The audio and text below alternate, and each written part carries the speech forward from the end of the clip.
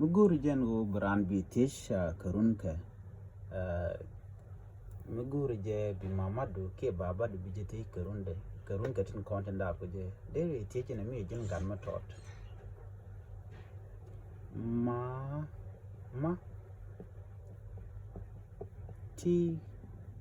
karundi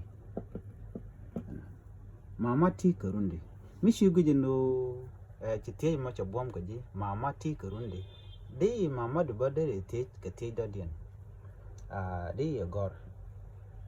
ma dap ke jine di ti ma de kan mama dap ke jine siane enta gwa da me chero de be ger pin menia mi e mama ti karundi enta me bokon be te gwa me mama dap ke jine siane enta chitok chero leli chero de ge la tung ber cham de din men nyok me te kon nyok gwa me ti bokan gwa da me e mama nyok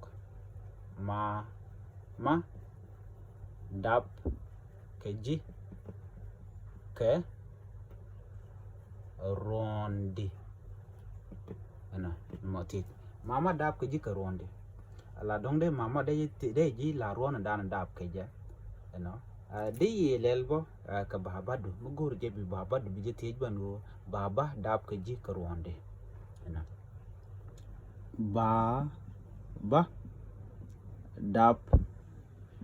ke ji nei adi tij mo dere kan baba dap ke ji nei baba dap ke ji nei mando dien di nyok tij bo ka baba du baba gwa da me